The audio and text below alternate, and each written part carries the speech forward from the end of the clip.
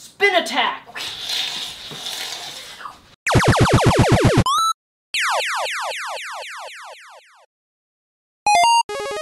This is my review of Hyrule Warriors. First things first, if you've ever played a Dynasty Warrior game, you will feel accustomed and right at home playing Hyrule Warriors. I wanted to give this game a shot simply because it takes place in one of my favorite game worlds of all time, which is known as Legend of Zelda, and I was pleasantly surprised that I ended up enjoying this game. So like Dynasty Warriors, you have three primary buttons. You have a normal attack, a powerful attack, then you have your super combo, and you essentially just press three main buttons throughout the whole main game in terms of attack. Of course, you mash these buttons in different combinations which do different moves, all of which have different powers. But ultimately, through this campaign, I ended up having a lot of fun, and it actually was quite satisfying to kill thousands of enemies on the screen all at once. The gameplay is quick, solid, and fluid, and I don't really have anything to say other than, well, it's really basic and simple, only to press three main attack buttons. One of the things that I really liked about this game, however, were in fact the cutscenes of the game themselves. I love seeing the detailed characters and really hope that if they ever make a future Legend of Zelda title for the Wii U, a brand new Zelda game, that they do in fact use graphics like this, because visually they were astounding, incredible, and really embedded me into the world of Hyrule that I love and adore throughout childhood. A really cool feature that I ended up loving in this game was in fact discovering, well, the common Legend of Zelda chests, and once you find these chests, whether it be bombs, bow and arrows, or new modified awesome weapons that they've included with different characters, as there are 10 plus characters that you can play after you finish the campaign, is all of these weapons and things that you find are able to be upgraded in the menu option. You find the materials, and you have to get a certain amount of materials in order to upgrade these types of gear. In doing so, it makes your character far more powerful and makes your weapons even more effective in combat. You can have fire, earth, water, and so on and so forth. Another cool thing is known as the badge market. The badge market is basically attack, defense, and assist. These are basically a skill tree, kind of some RPG elements.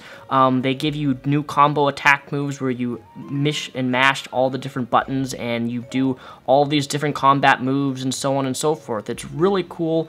It's just like a kind of RPG-ish. It kind of felt like Destiny in a way, although I know they're two completely different games, but it's the same concept. You have a skill tree, you upgrade it, make yourself more powerful. And then as mentioned earlier, I love the ability to be able to customize and fuse different weapons together and make them, well, different in terms of what they can do. Something that I really liked also about this game was in fact the awesome boss battles. They just seemed epic, especially with the upgraded graphics compared to what we've known for Legend of Zelda. These graphics and boss battles are just awesome to play these old bosses and see how they've changed from the original Ocarina of Time.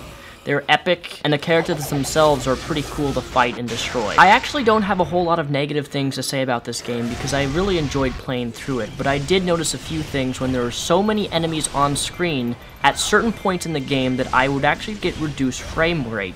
I'm assuming this is due to the Wii's processing power not being able to deal with all of the thousands of enemies flying on screen, but it wasn't too bad or didn't happen a lot. It was just when the screen had lots of different things and elemental powers and enemies flying at the screen that it did seem to slow down a bit and get a bit jerky with reduced frame rate.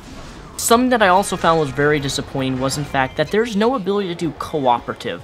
I think it would be a great feature to add cooperative in this game.